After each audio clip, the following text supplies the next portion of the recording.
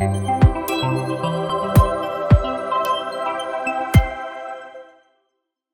you for joining me today. I'm really excited to discuss an important topic that costs advertisers billions but often stays under the radar. So I will cover today the click fraud into the digital marketing. So if you're spending money on your digital advertising, this is definitely a silent threat you can't afford to ignore. So my name is Iulia Vasciuc, and in this session, I'll cover what is ad fraud, some of the ad fraud types, the impact on your campaigns, and the most important, I'll provide some actionable insights on how here at ScaledOn we fight back the ad fraud, regain control of the advertising investment. So let's get started. What is ad fraud? So according to the Juniper research, so ad fraud is the legal act of intentionally repeated clicking on pay-per-click ads to artificially inflate statistics, traffic statistics, and generate revenue for illegitimate sources, whilst reducing return on ad spend of advertising campaigns. But why you should care? So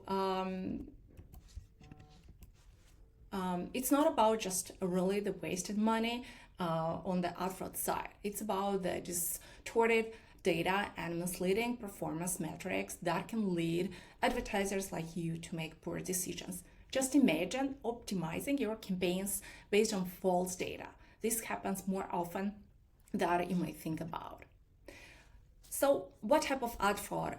What defines an ad fraud? I think the most important and most used are the three of them. One of them you can imagine that it can happen, but it happens more often than we think about that. So we have the click bots. So there is just specifically a bot specifically programmed to click on the website, just mimicking the user clicks and skewing the pay-per-click stats. Then we have the click farms, which is a large amount of people are trained to repeatedly click on the ad to artificially inflate the pay-per-click. We have incentivized clicks, so users incentivized or are paid to click on ads to watch commercials, and so they receive cash or credits for those activities. So the one that I said that it doesn't happen very often, and you might be surprised, really competitor click abuse. So when they just want you to spend the money without running or having any return on spend. We have other ideas here. Is the redirect attack. There is video viewing fraud, that when you the people user are sent to view the video without coming back, or they actually don't come back to your ad, and then there is pixel stuffing. Let's take a look a bit of the stats. So just imagine that how huge is this? And it's becoming more and more. If you see the chart in the middle, you can realize that the click fraud is just increasing. With all the efforts that all the advertising companies and advertisers are putting together to avoid ad fraud is still going up. So the ad spend loss due to ad fraud by 2025 will increase to $172 billion. That's huge. So we really need to act immediately to make sure that we are maximizing the ROI of our campaigns and protect the ad spend. So when it occurs, I'll provide you just really two typical examples. One of them is really when you're running Google Performance Max campaigns. So what the Google Performance Max was really designed to automate delivery across various formats and networks like search, display, shopping, and video.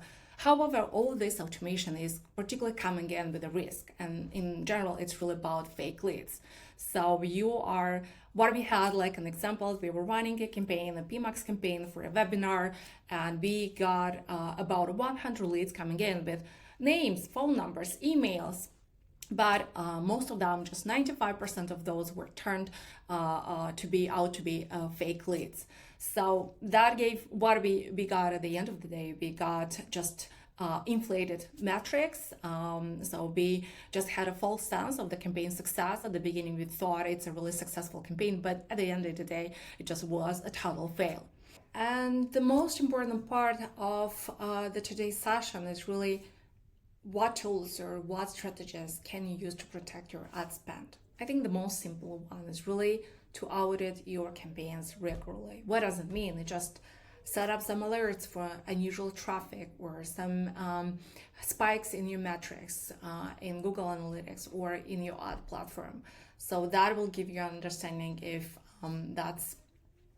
there is unusual behavior in your campaigns.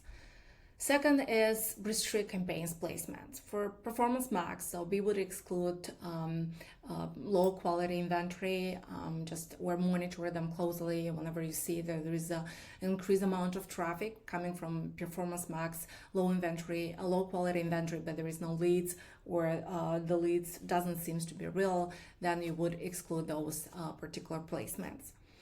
For Facebook, from our experience, we usually disable from the beginning the audience network, but depending on the goal of your campaign, you want broader reach, then you will turn it on, but then you monitor them closely. And if you feel that it is generating some of these fake leads, then definitely turn it off. What we were using and recommend, it doesn't work for all the situations, but so bots are less likely to trigger conversion than clicks. But it depends. If we have a lead gen form, like in our case for the webinar, so we had the campaigns optimized for the conversions. But unfortunately, because it's a form without any capture or any other tools to prevent and filter the bots. So we had, as I said, 100 conversions or subscribers to the webinar. 95 of them were really fake. So my advice here is just, yes, optimize campaigns for conversions, but at the same time, make sure that you have some ad fraud preventions implemented on the landing page itself. Number 4, leverage server-side tracking. So that validates user actions, purchases, form submissions against legitimate behavior. So use tools like Google Tag Manager or Pixel Helper that can help you with implementation. Focus on first-party data. So first-party data gives advertisers direct insight into user behaviors and engagement, reducing reliance on third-party metrics that are prone to fraud. So here you would use UTM parameters to track the exact source of the leads, and as well as sync your ad campaign with the CRM to measure real customer interactions against the ad platform data. And the last one, which is really very important, is really use click fraud prevention tools, so that they're essential for monitoring and blocking fraudulent traffic in real time, so they can detect anomalies and filter out invalid traffic from the beginning. What click fraud tools to use? So in our case, we recommend using ClickSys. So ClickSys is a prevention tool. It automatically blocks IPs associated with fraudulent activity, provides detailed reports on suspicious clicks and user behavior. Just an example of that, so we use ClickSys for one of our clients. It's an old client. So here we have the data for the last 3 months of activity. The client is in the software creation industry. So we were running campaigns for them, lead generation campaigns in Google. So what it's a lead for them is really someone that is subscribing for a free trial. So they had all this ad fraud so far, so they need to really do an account. So normally we won't expect that to be a high level of ad fraud, but here are the stats. So through ClickSys and daily monitoring that we did, so we blocked about 1,600 or about 1,700 IPs, and what's most important, we saved $9,600 in 3 months.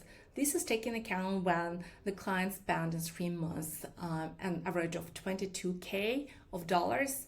So that is giving you like a 43% of ad spend saving for this particular client using ClickSys, a combination with ClickSys and our daily monitoring of the account and advertising tactics that we talked about earlier.